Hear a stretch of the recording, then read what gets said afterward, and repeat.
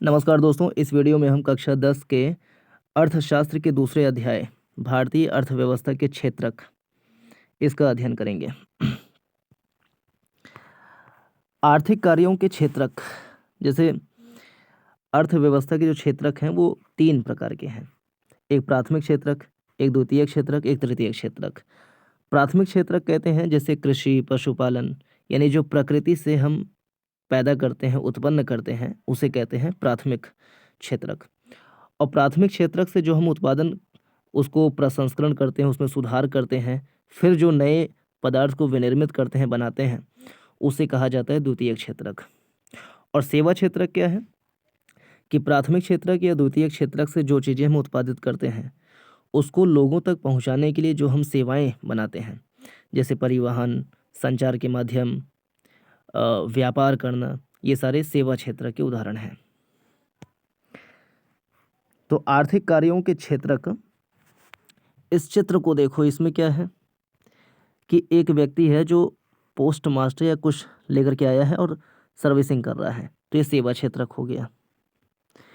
नीचे यहाँ कोई फैक्ट्री में मान लो कोई काम कर रहा है या ढुलाई काम कर रहा है ये, तो ये भी सेवा क्षेत्रक है, सेवा देने का काम है।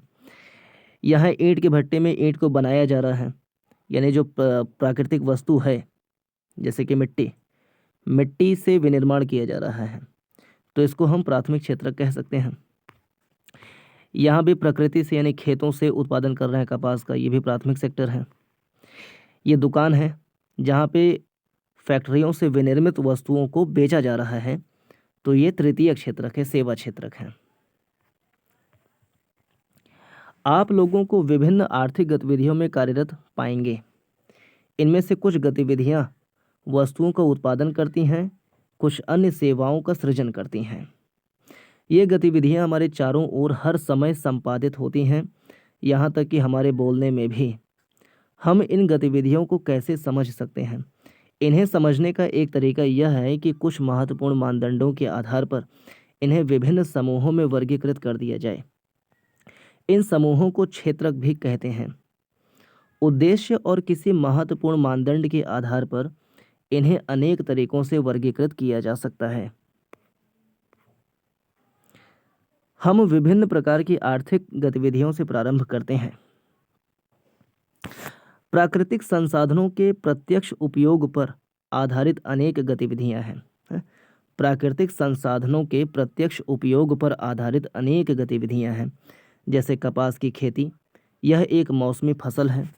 कपास के पौधों की वृद्धि के लिए हम मुख्यतः न कि पूर्णतया प्राकृतिक कारकों जैसे वर्षा, सूर्य का प्रकाश और जलवायु पर निर्भर हैं।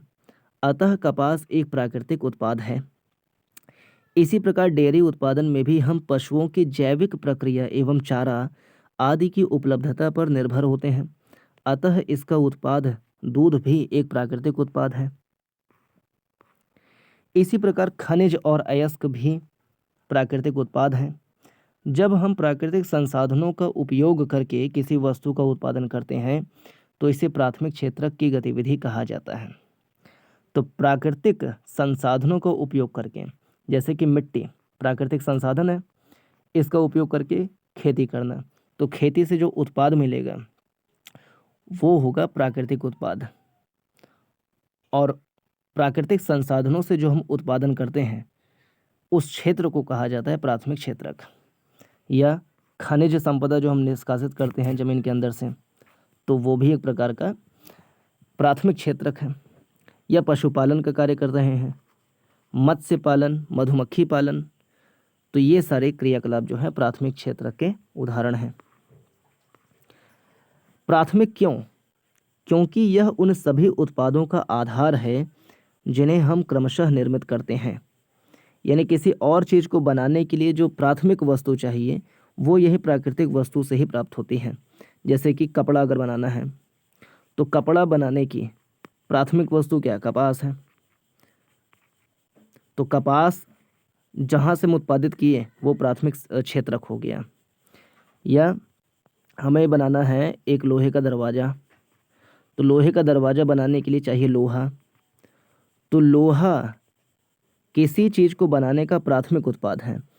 और लोहा प्राप्त किया जाता है प्राकृतिक संसाधन से। तो प्राकृतिक संसाधन से जो हम प्राप्त करते हैं वो होता है प्राकृतिक उत्पाद, और वो प्राथमिक क्षेत्र कहलाता है।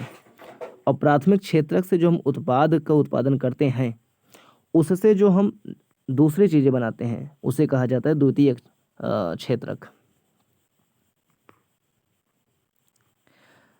तो प्राथमिक क्यों कहते हैं? क्योंकि यह उन सभी उत्पादों का आधार है जिन्हें हम क्रमशः निर्मित करते हैं। चूँकि हम अधिकांश प्राकृतिक उत्पाद कृषि, डेयरी, मत्स्यन और वनों से प्राप्त करते हैं, इसलिए इस क्षेत्रक को कृषि एवं सहायक क्षेत्रक भी कहा जाता है।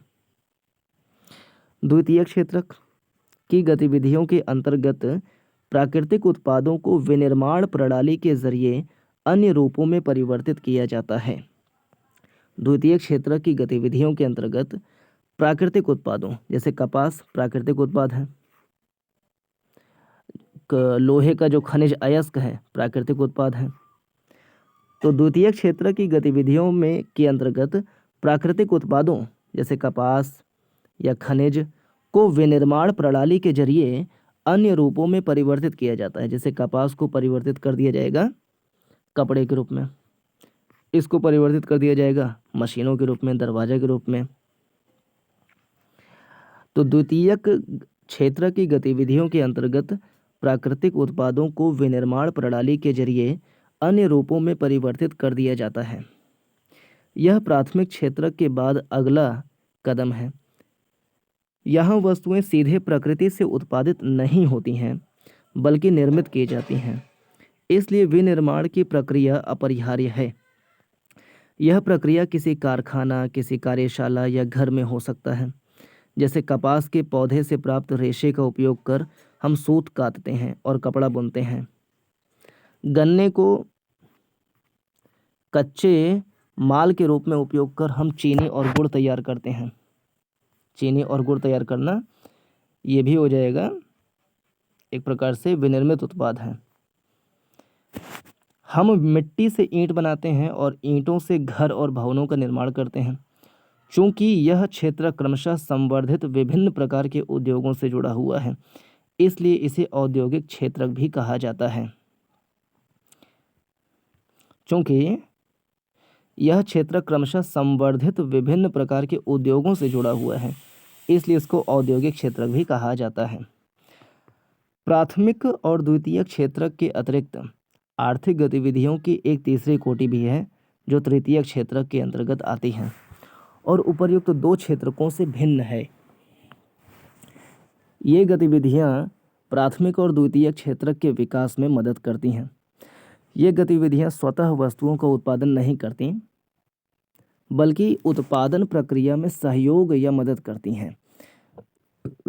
जैसे प्राथमिक या द्वितीयक क्षेत्रक द्वारा उत्पादित वस्तुओं को थोक एवं खुदरा विक्रेताओं को बेचने के लिए ट्रकों और ट्रेनों द्वारा परिवहन की जरूरत पड़ती है।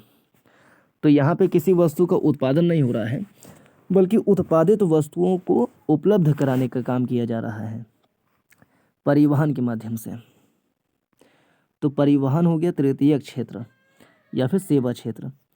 कभी कभी वस्तुओं को गोदामों में भंडारित करने की आवश्यकता होती है। हमें उत्पादन और व्यापार में सहूलियत के लिए टेलीफोन पर दूसरों से वार्तालाप करने या पत्राचार संवाद या बैंकों से कर्ज लेने की भी आवश्यकता होती है। तो परिवहन, भंडारण, संचार, बैंक सेवाएं, व्यापार। परिवहन, भंडारण, संचार, बैंक सेवाएं, व्यापार तृतीयक गतिविधियों के कुछ उदाहरण हैं। चूंकि ये गतिविधियां वस्तुओं के बजाय सेवाओं का सृजन करती हैं, इसलिए इसे सेवा क्षेत्रक भी कहा जाता है। सेवा क्षेत्रक में कुछ ऐसी अपरिहार्य सेवाएं भी हैं जो प्रत्यक्ष रूप से वस्तुओं के उत्पादन में सहायता नहीं करती। जैसे हमें शिक्षकों, डॉक्टरों, धोबी, नाई, मोची, वकील जैसे व्यक्तिगत सेवाएं उपलब्ध कराने वाले और प्रशासनिक एवं लेखाकरण कार्य करने वाले लोगों की आवश्यकता होती है।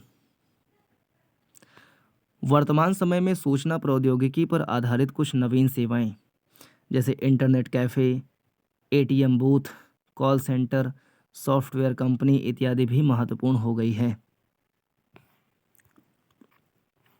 यह प्राकृतिक वस्तुएं उत्पादित करता है। ये प्राथमिक क्षेत्र है कृषि से, पशुपालन से जो मिल रहा है, या खनिज द्वितीय क्षेत्रक में इनसे हम चीज़ें बनाते हैं, कपड़े, अनाज, गाड़ी, कुर्सी। तृतीय क्षेत्रक में जैसे रेलवे, रोडवेज, कारागार या बैंकिंग सेवाएं और माप तोल, संचार सेवाएं, ये तृतीयक हैं।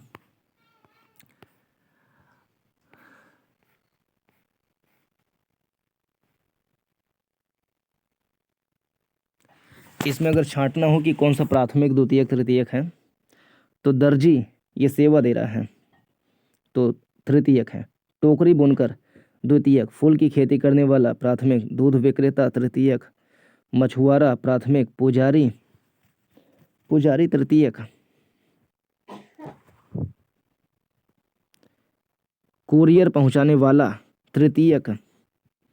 दिया सलाई कारखाना में श्रमिक द्वितीयक। महाजन तृतीयक। माली को हम कह सकते हैं कि ये प्राथमिक। कुम्हार प्राथमिक। मधुमक्खी पालक प्राथमिक। अंतरिक्ष यात्री तृतीयक। कॉल सेंटर का कर्मचारी तृतीयक। ये चीज 3 क्षेत्रकों की तुलना करते हैं।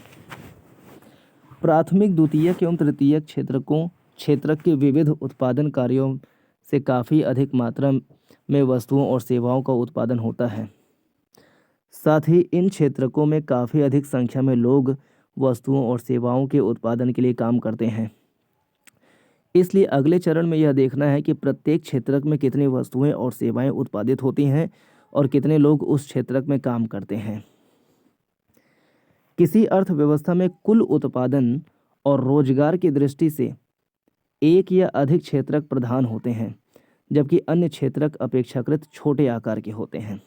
ये इम्पोर्टेंट लाइन।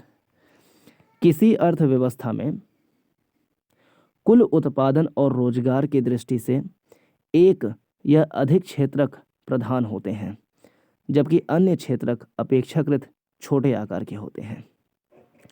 प्रत्येक क्षेत्र की विविध वस्तुओं और सेवाओं की हम गणना कैसे करते हैं और कुल उत्पादन को कैसे जानते हैं? आप सोचते होंगे कि हजारों की संख्या में उत्पादित वस्तुओं और सेवाओं की गणना करना असंभव कार्य है। यह न केवल वृहद कार्य है, बल्कि आप आश्चर्यचकित भी होंगे कि हम कारों और कंप्यूटरों, कीलों और फर्नीचरों की संख्या का योगफल कैसे कर सकते हैं। यह अत्यंत बेतुकी बात है।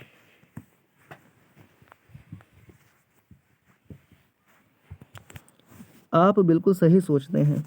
इस समस्या के समाधान के लिए अर्थशास्त्रियों का सुझाव है कि वस्तुओं और सेवाओं की वास्तविक संख्याओं का योग करने के स्थान पर उनके मूल्य का उपयोग किया जाना चाहिए। जैसे यदि 10,000 किलोग्राम गेहूँ 20 रुपये प्रति किलोग्राम की दर से बेचा जाता है, तो गेहूँ का मूल्य 2 लाख रुपए होगा। 15 रुपये प्रति नारियल की दर से 5,000 नारियल का मूल्य 75,000 होगा। इसी प्रकार तीनों क्षेत्रकों की वस्तुओं और सेवाओं के मूल्यों की गणना की जाती है और उसके बाद योगफल प्राप्त करते हैं। ध्यान रखें कि यहाँ एक सावधानी बरतने की ज़रूरत है। उत्पादित और बेची गई प्रत्येक वस्तु या सेवा की गणना करने की ज़रूरत नहीं है। केवल अंतिम वस्तुओं और सेवाओं की गणना का ही औचित्य है। फिर से, उत्पादित और बेची गई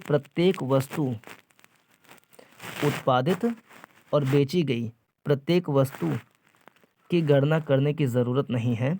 केवल अंतिम वस्तुओं और सेवाओं की गणना का ही औचित्य है। जैसे एक किसान किसी आटा मिल को 20 रुपये प्रति किलोग्राम की दर से गेहूँ बेचता है। मिल में गेहूँ की पिसाई होती है और बिस्कुट कंपनी को आटा 25 रुपये प्रति किलोग्राम की दर से बेचा जाता है। बिस्कुट कंपनी आटा के साथ चीनी एवं तेल जैसी चीज़ों का उपयोग करती है और बिस्कुट के 4 पैकेट बनाती हैं। वह बाज़ार में उपभोक्ताओं को 80 रुपये में बिस्कुट बेचती हैं। अतः बिस्कुट ही अंतिम उत्पाद है, अर्थात वह वस्तु जो उपभोक्ताओं तक पहुंचती है उसे कहा जाता है अंतिम उत्पाद। वह वस्तु जो उपभोक्ताओं तक पहुंचती है उन वस्तुओं के मूल्यों का योग किया जाता है। केवल अंतिम वस्तुओं और सेवाओं की ही गणना क्यों की जाती है? दिए गए उदाहरण में अंतिम वस्तु के विपरीत गेहूं और आटा जैसी वस्तुएं मध्यवर्ती वस्तुएं हैं। मध्यवर्ती वस्तुएं अंतिम वस्तुओं और सेवाओं के निर्माण में इस्तेमाल की जाती हैं। ठीक है, मध्यवर्ती वस्तुएं अंतिम वस्तुओं और सेवाओं के निर्माण में इस्तेमाल की जाती हैं। अंतिम वस्तुओं के मूल्य में मध्यवर्ती वस्तुओं का मूल्य पहले से ही शामिल होता है। बिस्कुट अंतिम वस्तु 80 रुपये में पहले से ही आटा का मूल्य शामिल है। इसी प्रकार अन्य सभी मध्यवर्ती वस्तुओं का मूल्य भी शामिल होगा। अतः गेहूं और आटा के मूल्य की अलग अलग गणना उचित नहीं है, क्योंकि तब हम एक ही वस्तु के मूल्य की गणना कई बार करते हैं, पहले गेहूं के रूप में, फिर आटा के रूप में और अंततः अंतिम वस्तु बिस्कुट के रूप में मूल्य की कई बार गणना करते हैं। किसी विशेष वर्ष में प्रत्येक क्षेत्रक द्वारा उत्पादित अंतिम वस्तुओं और सेवाओं का मूल्य उस वर्ष में क्षेत्रक के कुल उत्पादन की जानकारी प्रदान करता है। फिर से किसी विशेष वर्ष में प्रत्येक क्षेत्रक द्वारा उत्पादित अंतिम वस्तुओं और सेवाओं का मूल्य उस वर्ष में क्षेत्रक के कुल उत्पादन की जानकारी प्रदान करता है। तीनों क्षेत्रकों के उत्पादनों के योगफल को देश का सकल घरेलू उत्पाद कहते हैं। यह किसी देश के भीतर किसी विशेष वर्ष में उत्पादित सभी अंतिम वस्तुओं और सेवाओं का मूल्य है। सकल घरेलू उत्पाद अर्थव्यवस्था की विशालता प्रदर्शित करता है। भारत में सकल घरेलू उत्पाद मापन जैसा कठिन कार्य केंद्र सरकार के मंत्रालय द्वारा किया जाता है। यह मंत्रालय राज्यों एवं केंद्र शासित क्षेत्रों के विभिन्न सरकारी विभागों की सहायता से वस्तुओं और सेवाओं की कुल संख्या और उनके मूल्य से संबंधित सूचनाएं एकत्र करता है और तब जीडीपी का अनुमान करता है, यानी ग्रॉस डोमेस्टिक प्रोडक्ट का अनुमान करता है। क्षेत्रक में ऐतिहासिक परिवर्तन। सामान्यतः अधिकांश विकसित देशों के इतिहास में यह देखा गया है कि विकास की प्रारंभिक अवस्थाओं में प्राथमिक क्षेत्रक ही आर्थिक सक्रियता का सबसे महत्वपूर्ण क्षेत्रक रहा है। जैसे जैसे कृषि प्रणाली परिवर्तित होती गई और कृषि क्षेत्रक समृद्ध होता गया, वैसे वैसे पहले की तुलना में अपेक्षाकृत अधिक उत्पादन होने लगा। अब अनेक लोग दूसरे कार्य करने लगे। शिल्पियों और व्यापारियों की संख्या में वृद्धि होने लगी। क्रय विक्रय की गतिविधियां कई गुना बढ़ गईं। इसके अतिरिक्त अनेक लोग परिवहन, प्रशासक और सैनिक कार्य इत्यादि से जुड़े। फिर भी इस अवस्था में अधिकांश उत्पादित वस्तुएं प्राकृतिक उत्पाद थीं जो प्राथमिक क्षेत्रक में आती थीं और अधिकांश लोग इसी क्षेत्रक में रोजगार करते थे। लंबे समय 100 वर्षों से अधिक के बाद और विशेषकर विनिर्माण की नवीन प्रणाली के प्रचलन से कारखाने अस्तित्व में आए और उनका प्रसार होने लगा। जो लोग पहले खेतों में काम करते थे उनमें से बहुत अधिक लोग अब कारखानों में काम करने लगे। उन्हें कारखानों में काम करने के लिए मजबूर किया गया। जैसा कि आपने इतिहास में पढ़ा है, कारखानों में सस्ती दरों पर उत्पादित वस्तुओं का लोग इस्तेमाल करने लगे। कुल उत्पादन एवं रोजगार की दृष्टि से द्वितीयक क्षेत्रक सबसे महत्वपूर्ण हो गया। इस कारण अतिरिक्त समय में भी काम होने लगा। इसका अर्थ है कि क्षेत्रकों का महत्व परिवर्तित हो गया। विगत 100 वर्षों में विकसित देशों में द्वितीयक क्षेत्रक से तृतीयक क्षेत्रक की ओर पुनः बदलाव हुआ। कुल उत्पादन की दृष्टि से सेवा क्षेत्रक का महत्व बढ़ गया। अधिकांश श्रमजीवी लोग सेवा क्षेत्रक में ही नियोजित हैं। विकसित देशों में यही सामान्य लक्षण देखा गया है। भारत में तीनों क्षेत्रकों का कुल उत्पादन रोजगार कितना है? विगत वर्षों में विकसित देशों में देखे गए पैटर्न के समरूप क्या भारत में भी परिवर्तन हुआ है? इसको देखते हैं। भारत में प्राथमिक, द्वितीयक और तृतीयक क्षेत्रक की तुलना। प्राथमिक, द्वितीयक और तृतीयक क्षेत्रक द्वारा सकल घरेलू उत्पाद 1973-74 और 2013-14 का एक कंपैरिजन है।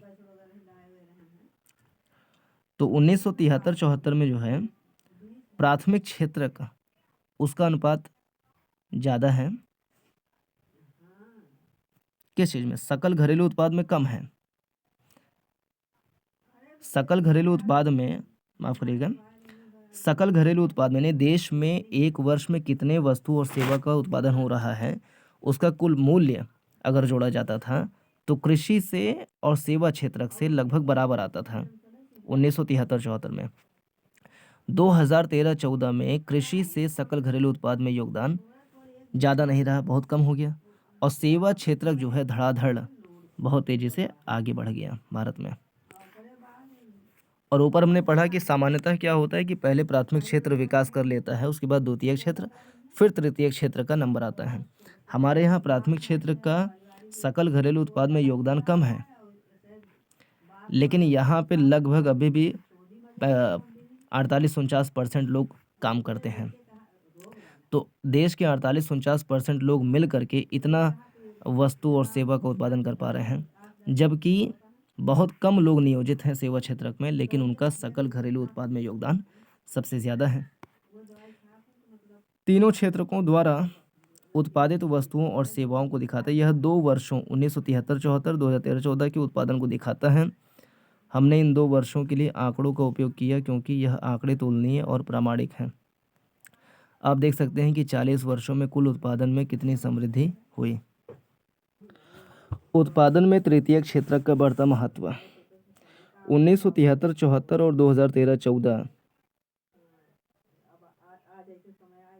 के बीच 40 वर्षों में यद्यपि सभी क्षेत्रकों में उत्पादन में वृद्धि हुई, परंतु सबसे अधिक वृद्धि तृतीय क्षेत्र के उत्पादन में हुई। परिणामतः 2013-14 में भारत में प्राथमिक क्षेत्रक को प्रतिस्थापित करते हुए तृतीय क्षेत्रक सबसे बड़े उत्पादक क्षेत्रक के रूप में उभरा। भारत में तृतीय क्षेत्रक इतना महत्वपूर्ण क्यों हो गया? इसके कई कारण हो सकते हैं। प्रथम, किसी भी देश में अनेक सेवाओं जैसे अस्पताल, शैक्षिक संस्थाएं, डाक एवं तार सेवा, थाना, कचहरी, ग्रामीण प्रशासनिक कार्यालय, नगर निगम, रक्षा, परिवहन, बैंक, बीमा कंपनी इत्यादि की आवश्यकता होती है। तो किसी भी देश में अनेक सेवाओं जैसे अस्पताल, शैक्षिक संस्थाएं, डाक एवं तार सेवा, थाना, कचहरी, ग्रामीण प्रशासनिक कार्यालय, नगर निगम, रक्षा, परिवहन, बैंक, बीमा कंपनी इत्यादि की आवश्यकता होती है। इन्हें बुनियादी सेवाएं माना जाता है। किसी विकासशील देश में इन सेवाओं के प्रबंधन की जिम्मेदारी सरकार उठाती है। द्वितीय, कृषि एवं उद्योग के विकास से परिवहन, व्यापार, भंडारण जैसी सेवाओं का विकास होता है। प्राथमिक और द्वितीय क्षेत्र का विकास जितना अधिक होगा, ऐसी सेवाओं की मांग उतनी ही अधिक होगी। तृतीय, जैसे जैसे आय बढ़ती है, कुछ लोग अन्य कई सेवाओं, रेस्तरां, पर्यटन, शॉपिंग, निजी अस्पताल, निजी विद्यालय, व्यावसायिक प्रशिक्षण इत्यादि की मांग शुरू कर देते हैं। आप नगरों में, विशेषकर बड़े नगरों में इस द्रुत परिवर्तन को देख सकते हैं। चतुर्थ, विगत दशकों में सूचना और संचार प्रौद्योगिकी पर आधारित कुछ नवीन सेवाएं महत्वपूर्ण एवं अपरिहार्य हो गई हैं। इन सेवाओं के उत्पादन में तीव्र वृद्धि हो रही है। अंततः आपको याद रखना चाहिए कि सेवा क्षेत्र की सभी सेवाओं में समान रूप से समृद्धि नहीं हो रही है। सेवा क्षेत्र की सभी सेवाओं में समान रूप से समृद्धि नहीं हो रही है। भारत में सेवा क्षेत्र कई तरह के लोगों को नियोजित करते हैं। एक और उन सेवाओं की संख्या सीमित है जिसमें अत्यंत कुशल और शिक्षित श्रमिकों को रोजगार मिलता है। दूसरी ओर बहुत अधिक संख्या में लोग छोटी दुकानों, मरम्मत कार्यों, परिवहन जैसी सेवाओं में लगे हुए हैं। वे लोग बड़ी मुश्किल से जीविका निर्वाह कर पाते हैं और वे इन सेवाओं में इसलिए लगे हुए हैं क्योंकि उनके पास कोई अन्य वैकल्पिक अवसर नहीं है। इस कारण सेवा क्षेत्र के केवल कुछ भागों का ही महत्व बढ़ रहा है। अधिकांश लोग कहाँ नियोजित हैं? सकल घरेलू उत्पाद में तीनों क्षेत्रकों की हिस्सेदारी। 40 वर्षों में क्षेत्रकों के बदलते महत्व को प्रत्यक्षता देख सकते हैं। प्राथमिक क्षेत्रक से रोजगार का ऐसा ही क्षेत्रक स्थानांतरण क्यों नहीं हुआ? इसका कारण यह है कि द्वितीयक और तृतीयक क्षेत्रक में रोजगार के पर्याप्त अवसरों का सृजन नहीं हुआ। यद्यपि इस अवधि में वस्तुओं के औद्योगिक उत्पादन में 3 गुना से ज़्यादा वृद्धि हुई, परंतु औद्योगिक रोजगार में लगभग 3 गुना ही वृद्धि हुई।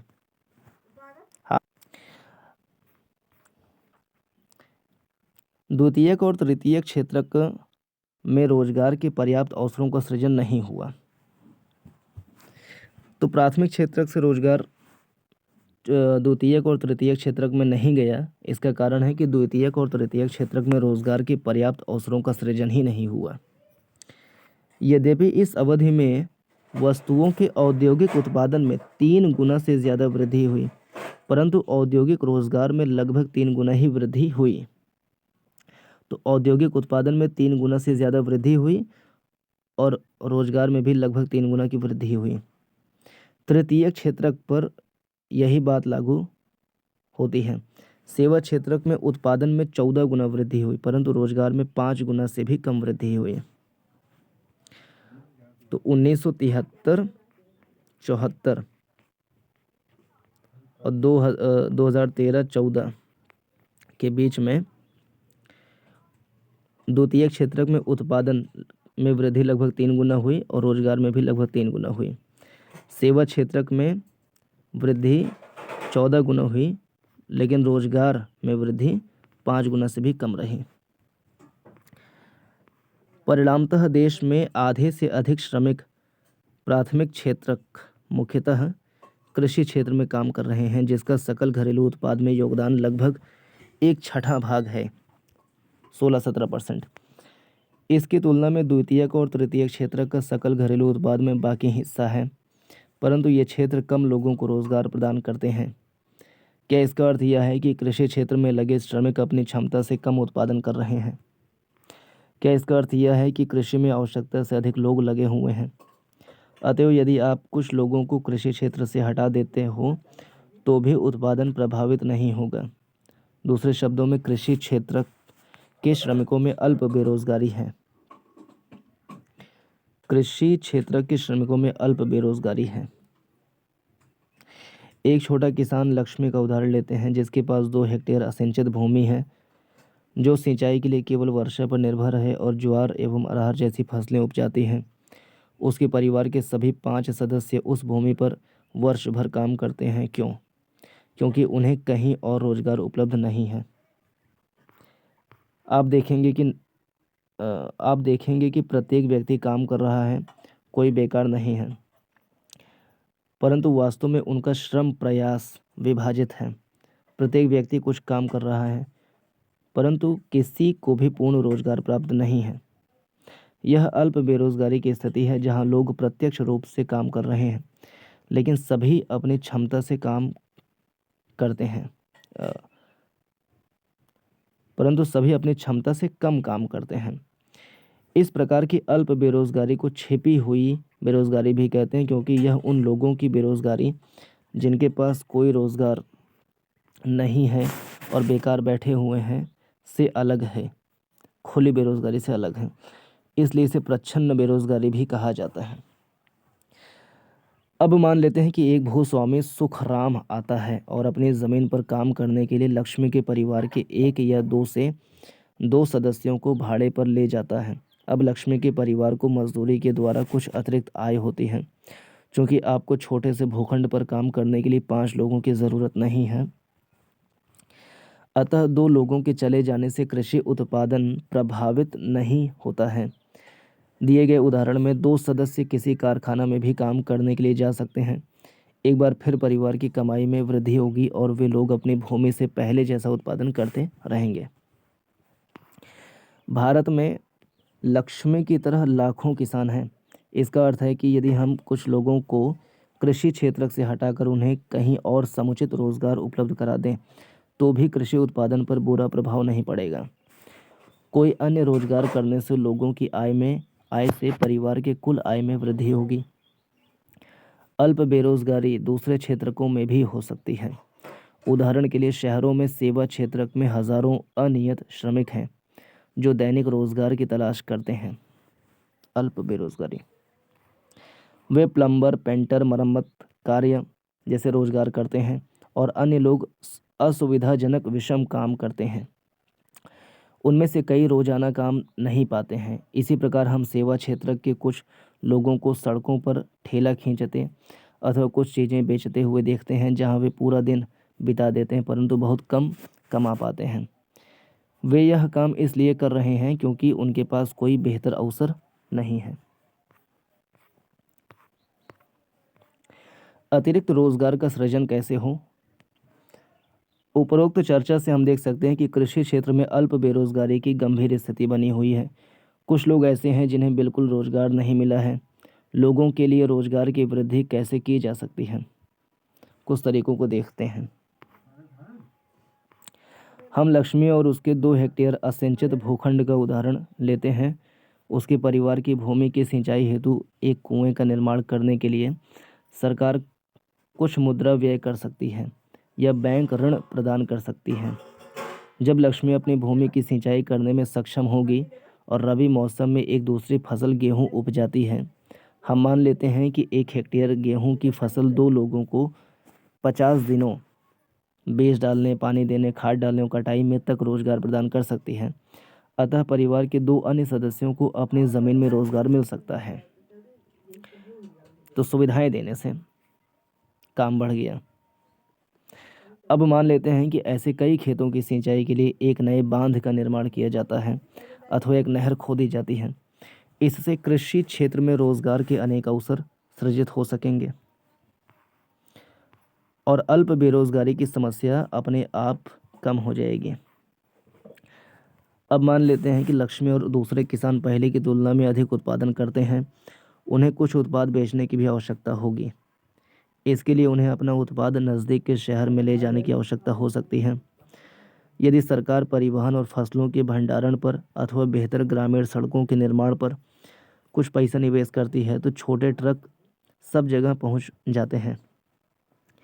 इस तरीके से लक्ष्मी जैसे अनेक किसान जिन्हें अब पानी की सुविधा उपलब्ध है, फसलों की उपज और विक्रय कर सकते हैं। इस कार्य से केवल किसानों को ही उत्पादक रोजगार उपलब्ध नहीं हो सकता, बल्कि परिवहन और व्यापार जैसी सेवाओं में लगे लोगों को भी रोजगार प्राप्त हो सकता है। लक्ष्मी की ज़रूरत केवल पानी तक ही सीमित नहीं है। खेती करने के लिए उसे बीजों, उर्वरकों, कृषिगत उपकरणों और पानी निकालने के लिए पंप सेट की भी ज़रूरत है। एक निर्धन किसान होने के कारण वह सभी चीज़ों पर खर्च नहीं कर सकती, इसलिए उसे साहूकारों से पैसा उधार लेना होगा और उच्च ब्याज दर पर वापस करना पड़ेगा। यदि स्थानीय बैंक उचित ब्याज दर पर उसे साख प्रदान करता है तो वह इन सभी चीज़ों को उचित समय पर खरीदने और अपनी भूमि पर खेती करने में सक्षम होगी। तात्पर्य यह है कि पानी के साथ साथ कृषि में सुधार के लिए किसानों को सस्ते कृषि साख भी प्रदान करने की ज़रूरत है। हम एक अन्य तरीके से इस समस्या का समाधान कर सकते हैं। वह तरीका है अर्ध ग्रामीण क्षेत्रों में उन उद्योगों और सेवाओं की पहचान करना और उन्हें बढ़ावा देना जहां बहुत अधिक लोग नियोजित किए जा सकें। उदाहरण के लिए मान लेते हैं कि अनेक किसान अरहर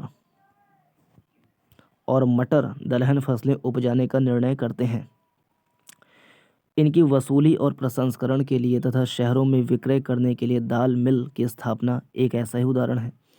शीत भंडारण गृहों के खुलने से किसानों को एक अवसर मिलेगा कि वे अपने आलू और प्याज जैसे उत्पादों का भंडारण कर सकें और अच्छी कीमत मिलने पर बेच सकें। वन क्षेत्रों के निकटवर्ती गांवों में हम शहद संग्रह केंद्रों की शुरुआत कर सकते हैं, जहां किसान वनों से प्राप्त शहद बेच सकें। सब्जियों और कृषिगत उत्पादों जैसे आलू, शकरकंद, चावल, गेहूं, मटर, फल इत्यादि जैसे बाहरी बाजारों में बेचा जा सके के लिए प्रसंस्करण उद्योगों की स्थापना की जा सकती है। यह अर्ध ग्रामीण क्षेत्रों में स्थित उद्योगों में रोजगार प्रदान करेगा। क्या आप जानते हैं कि भारत में 60% जनसंख्या 5 से 29 वर्ष आयु की है। इनमें से 51% के लगभग ही विद्यालय जाते हैं। 60% जनसंख्या 15 से 29 आयु वर्ष की, इनमें से 51% के लगभग ही विद्यालय जाते हैं। शेष खास करके 18 वर्ष या उससे कम आयु के बच्चे विद्यालय नहीं जाते। वे या तो घर पर रहते होंगे या उनमें से अधिकतर बाल श्रमिक के रूप में काम कर रहे होंगे। यदि ये बच्चे भी विद्यालय जाने लगें तो हमें और अधिक भवनों, अध्यापकों और अन्य कर्मचारियों की आवश्यकता होगी। योजना आयोग पूर्व वर्तमान में नीति आयोग द्वारा किए गए एक अध्ययन के अनुसार अकेले शिक्षा क्षेत्र में लगभग 20 लाख रोजगारों का सृजन किया जा सकता है। इसी प्रकार यदि हम स्वास्थ्य की स्थिति में सुधार करना है तो हमें ग्रामीण क्षेत्रों में काम करने वाले और अधिक डॉक्टरों, नर्सों और स्वास्थ्य कर्मचारियों की आवश्यकता पड़ेगी। ये कुछ ऐसे तरीके हैं जिनसे रोजगार का सृजन होगा और हम विकास के महत्वपूर्ण पहलुओं पर विचार कर पाने में भी सक्षम होंगे। प्रत्येक राज्य या प्रदेश में वहाँ के निवासियों की आय और उनके रोजगार में वृद्धि करने की संभावना होती है। प्रत्येक राज्य या प्रदेश में वहाँ के निवासियों की आय और उनके रोजगार में वृद्धि करने की संभावना होती है। यह पर्यटन अथवा क्षेत्रीय शिल्प उद्योग अथवा सूचना प्रौद्योगिकी जैसी नवीन सेवाओं के माध्यम से हो सकती है। इनमें से कुछ के लिए समुचित योजना एवं सरकारी सहायता की आवश्यकता होगी। उदाहरण के लिए योजना आयोग के अध्ययन के अनुसार यदि पर्यटन क्षेत्र में सुधार होता है तो हम प्रतिवर्ष 35 लाख से अधिक लोगों को अतिरिक्त रोजगार प्रदान कर सकते हैं। 35 लाख। हम जानते हैं कि चर्चा किए गए कुछ सुझावों के अमल में लंबा समय लगेगा, अतः छोटी अवधि के लिए हमें कुछ द्रुत उपायों की ज़रूरत है। इसे ध्यान में रखते हुए केंद्र सरकार ने अभी भारत के लगभग 625 ज़िलों में काम का अधिकार लागू करने के लिए कानून बनाया है। इसे महात्मा गांधी राष्ट्रीय ग्रामीण रोजगार गारंटी अधिनियम 2005 कहते हैं। मनरेगा के अंतर्गत उन सभी लोगों को जो काम करने में सक्षम हैं और जिन्हें काम की ज़रूरत है को सरकार द्वारा ग्रामीण क्षेत्रों में वर्ष में 100 दिन के रोज़गार की गारंटी दी गई है। यदि सरकार रोज़गार उपलब्ध कराने में असफल रहती है तो वह लोगों को बेरोज़गारी भत्ता देगी। अधिनियम के अंतर्गत उस तरह के कामों को वरीयता दी जाएगी जिनसे भविष्य में भूमि से उत्पादन बढ़ाने में मदद मिलेगी।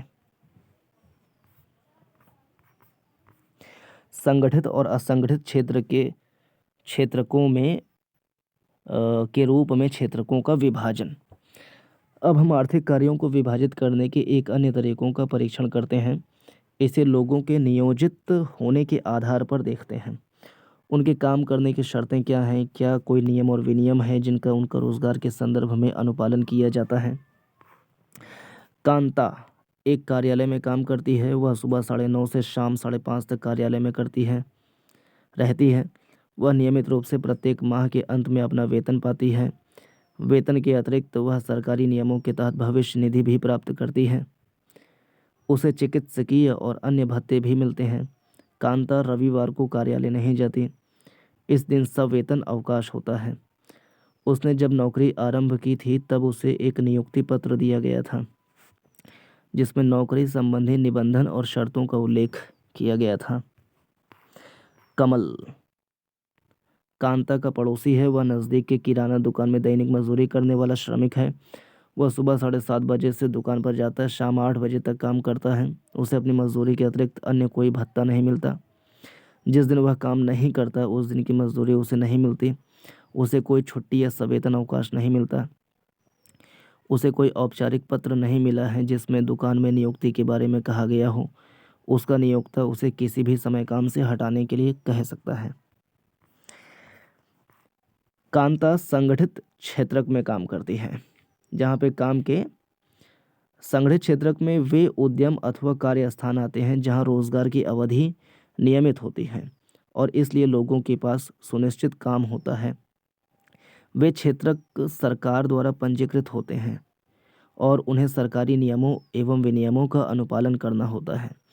इन नियमों एवं विनियमों का अनेक विधियों जैसे कारखाना अधिनियम, न्यूनतम मजदूरी अधिनियम, सेवानुदान अधिनियम, दुकान एवं प्रतिष्ठान अधिनियम इत्यादि में उल्लेख किया गया है।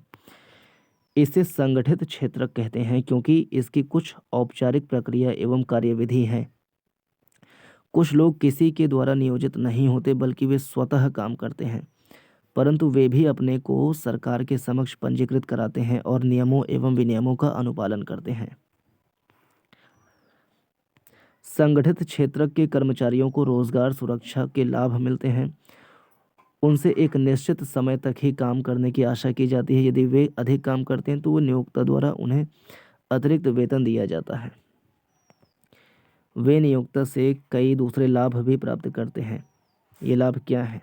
सवेतन छुट्टी, अवकाश काल में भुगतान, भविष्य निधि, सेवानुदान इत्यादि पाते हैं। वे चिकित्सकीय लाभ पाने के हकदार होते हैं और नियमों के अनुसार कारखाना मालिक को पेयजल और सुरक्षित पर्यावरण जैसी सुविधाओं को सुनिश्चित करना होता है। जब वे सेवानिवृत्त होते हैं तो पेंशन भी प्राप्त करते हैं। इसके विपरीत कमल असंगठित क्षेत्रक में काम करता है। असंगठित क्षेत्रक छोटी छोटी और बिखरी इकाइयों जो अधिकांशतः सरकारी नियंत्रण से बाहर होती हैं से निर्मित होता है। इस क्षेत्र के नियम और विनियम तो होते हैं परंतु उनका अनुपालन नहीं होता। इस क्षेत्र के नियम और विनियम तो होते हैं परंतु उनका अनुपालन नहीं होता है। वे कम वेतन वाले रोजगार हैं और प्रायः नियमित नहीं हैं। यहाँ अतिरिक्त समय में काम करने, सवेतन छुट्टी, अवकाश, बीमारी के कारण छुट्टी इत्यादि का कोई प्रावधान नहीं है। रोजगार सुरक्षित नहीं है। श्रमिकों को बिना किसी कारण काम से हटाया जा सकता है। कुछ मौसमों में जब काम कम होता है तो कुछ लोगों को काम से छुट्टी दे दी जाती है। बहुत से लोग नियोक्ता की पसंद पर निर्भर होते हैं। इस क्षेत्र में काफ़ी संख्या में लोग अपने अपने छोटे छोटे कार्यों जैसे सड़कों पर विक्रय अथवा मरम्मत कार्य में स्वतः नियोजित हैं। इसी प्रकार किसान अपने खेतों में काम करते हैं और ज़रूरत पड़ने पर मजदूरी पर श्रमिकों को लगाते हैं। असंगठित क्षेत्र के श्रमिकों का संरक्षण कैसे हो? संगठित क्षेत्र अत्यधिक मांग पर ही रोजगार प्रस्तावित करता है। संगठित क्षेत्र अत्यधिक मांग पर ही रोजगार प्रस्तावित करता है, लेकिन संगठित क्षेत्र में रोजगार के अवसरों में अत्यंत धीमी गति से वृद्धि हो रही है। यह भी आमतौर पर पाया जाता है कि संगठित क्षेत्र असंगठित क्षेत्र के रूप में काम करते हैं। वे ऐसी रणनीति, कर वंचन एवं श्रमिकों को संरक्षण प्रदान करने वाली विधियों के अनुपालन से बचने के लिए अपनाते हैं। परिणामतः बहुत से श्रमिक असंगठित क्षेत्र में काम करने के लिए विवश हुए हैं, जहां बहुत कम वेतन मिलता है। उनका प्रायः शोषण किया जाता है और उन्हें उचित मजदूरी नहीं दी जाती है। उनकी आय कम है और नियमित नहीं है। इस रोजगार में संरक्षण नहीं है और न ही इसमें कोई लाभ है। सन 1990 से यह भी देखा गया कि संगठित क्षेत्र के बहुत अधिक श्रमिक अपना रोजगार खोते जा रहे हैं। ये लोग असंगठित क्षेत्र में कम वेतन पर काम करने के लिए विवश हैं। अतः असंगठित क्षेत्र में और अधिक रोजगार की ज़रूरत के अलावा श्रमिकों के संरक्षण और सहायता की भी आवश्यकता है। ये लाचार लोग कौन हैं जिन्हें संरक्षण की आवश्यकता है? ग्रामीण क्षेत्रों में असंगठित क्षेत्र मुख्यतः भूमिहीन कृषि श्रमिकों, छोटे और सीमांत किसानों, फसल बंटाईदारों और कारीगरों जैसे बुनकरों, लुहारों, बढ़ई, सुनार से रचित होता है। भारत में लगभग 80% ग्रामीण परिवार छोटे और सीमांत किसानों की श्रेणी में आते हैं। इन किसानों को समय से बीज, कृषि उपकरणों, साख, भंडारण सुविधा और विपणन केंद्र की पर्याप्त सुविधा उपलब्ध कराने की ज़रूरत है। शहरी क्षेत्रों में असंगठित क्षेत्र मुख्यतः लघु उद्योगों के श्रमिकों, निर्माण, व्यापार एवं परिवहन में कार्यरत आकस्मिक श्रमिकों और सड़कों पर विक्रेता का काम करने वालों सिर पर बोझा ढोने वाले श्रमिकों, वस्त्र निर्माण करने वालों और कबाड़ उठाने वालों से रचित है। लघु उद्योगों को भी कच्चे माल की प्राप्ति और उत्पाद के विपणन के लिए सरकारी मदद की आवश्यकता होती है। आकस्मिक श्रमिकों की शहरी और ग्रामीण दोनों क्षेत्रों में संरक्षण दिए जाने की ज़रूरत है। हम यह भी पाते हैं कि बहुसंख्यक श्रमिक अनुसूचित जाति, जनजाति और पिछड़ी जातियों से हैं, जो असंगठित क्षेत्र में रोजगार करते हैं। ये श्रमिक अनियमित और कम मजदूरी पर काम करने के अलावा सामाजिक भेदभाव के भी शिकार हैं। अतः आर्थिक एवं सामाजिक विकास के लिए असंगठित क्षेत्र के श्रमिकों को संरक्षण और सहायता अनिवार्य है। हमारे चारों ओर अनेक आर्थिक गतिविधियां संचालित हैं। उन पर तर्कसंगत ढंग से विचार करने के लिए वर्गीकरण की प्रक्रिया अपरिहार्य है। हम क्या निष्कर्ष चाहते हैं कि इस आधार पर वर्गीकरण की अनेक कसौटियां हो सकती हैं। वर्गीकरण की प्रक्रिया वस्तु स्थिति का मूल्यांकन करने में सहायता करती हैं। आर्थिक गतिविधियों को 3 क्षेत्रकों प्राथमिक, द्वितीयक, तृतीयक में विभाजित करने के लिए कार्य के स्वभाव को कसौटी के रूप में उपयोग किया गया है। इस वर्गीकरण के आधार पर हम भारत में कुल उत्पादन और रोजगार की पद्धति का विश्लेषण करने में समर्थ हुए हैं। इसी प्रकार हमने आर्थिक गतिविधियों और संगठित और असंगठित क्षेत्र में विभाजित किया और इस विभाजन का प्रयोग इन 2 क्षेत्रकों में रोजगार की स्थिति देखने के लिए किया। स्वामित्व आधारित क्षेत्रक, सार्वजनिक और निजी क्षेत्रक। आर्थिक गतिविधियों को क्षेत्रकों में वर्गीकृत करने का एक अन्य तरीका हो सकता है परिसंपत्तियों का स्वामी और सेवाओं की उपलब्धता के लिए जिम्मेदार व्यक्ति कौन है। परिसंपत्तियों का स्वामी और सेवाओं की उपलब्धता के लिए जिम्मेदार व्यक्ति। सार्वजनिक क्षेत्र में अधिकांश परिसंपत्तियों पर सरकार का स्वामित्व होता है और सरकार ही सभी सेवाएं उपलब्ध कराती हैं। निजी क्षेत्र में परिसंपत्तियों पर स्वामित्व और सेवाओं के वितरण की जिम्मेदारी एकल व्यक्ति या कंपनी के हाथों में होता है। रेलवे अथवा डाकघर सार्वजनिक क्षेत्र के उदाहरण हैं, जबकि Tata iron and steel company limited, TISCO अथवा रिलायंस इंडस्ट्रीज लिमिटेड जैसी कंपनियां निजी स्वामित्व में हैं। निजी क्षेत्र की गतिविधियों का ध्येय लाभ अर्जित करना होता है। इनकी सेवाओं को प्राप्त करने के लिए हमें इन एकल स्वामियों और कंपनियों को भुगतान करना पड़ता है। सार्वजनिक क्षेत्र का ध्येय केवल लाभ कमाना नहीं होता है। सरकार सेवाओं पर किए गए व्यय की भरपाई करों या अन्य तरीकों से करती है। आधुनिक दिनों में सरकार सभी तरह की गतिविधियों पर व्यय करती है। ये गतिविधियां क्या हैं? सरकार ऐसी गतिविधियों पर व्यय क्यों करती है?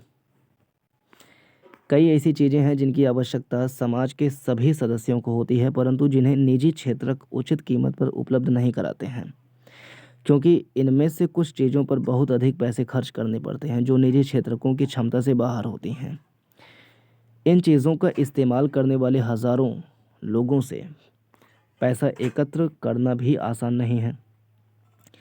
फिर यदि वे चीज़ों को उपलब्ध कराते हैं तो वे उसकी ऊंची कीमत वसूलते हैं, जैसे सड़कों, पुलों, रेलवे पत्तनों, बिजली आदि का निर्माण और बांध आदि से सिंचाई की सुविधा उपलब्ध कराना। इसीलिए सरकार ऐसे भारी व्यय स्वयं उठाती है और सभी लोगों के लिए इन सुविधाओं को सुनिश्चित करती है। कुछ गतिविधियां ऐसी हैं जिन्हें सरकारी समर्थन की ज़रूरत पड़ती है। निजी क्षेत्र उन उत्पादनों अथवा व्यवसायों को तब तक जारी नहीं रख सकते जब तक सरकार उन्हें प्रोत्साहित नहीं करती। जैसे उत्पादन मूल्य पर बिजली की बिक्री से बहुत से उद्यमों में वस्तुओं की उत्पादन लागत में वृद्धि हो सकती है। अनेक इकाइयां, विशेषकर लघु इकाइयां बंद हो सकती हैं। यहाँ सरकार उस दर पर बिजली उत्पादन और वितरण के लिए कदम उठाती है जिस पर ये उद्योग बिजली खरीद सकते हैं। सरकार लागत का कुछ अंश वहन करती है। इसी प्रकार भारत सरकार किसानों से उचित मूल्य पर गेहूं और चावल खरीदती है, इसे अपने गोदामों में भंडारित करती है और राशन दुकानों के माध्यम से उपभोक्ताओं को कम मूल्य पर बेचती है। सरकार लागत का कुछ भाग वहन करती है। इस प्रकार सरकार किसानों और उपभोक्ताओं दोनों को सहायता पहुंचाती है। अधिकतर आर्थिक गतिविधियां ऐसी हैं की प्राथमिक जिम्मेदारी सरकार पर है। इन पर व्यय करना सरकार की अनिवार्यता है, जैसे सभी के लिए स्वास्थ्य और शिक्षा सुविधाएं उपलब्ध कराना।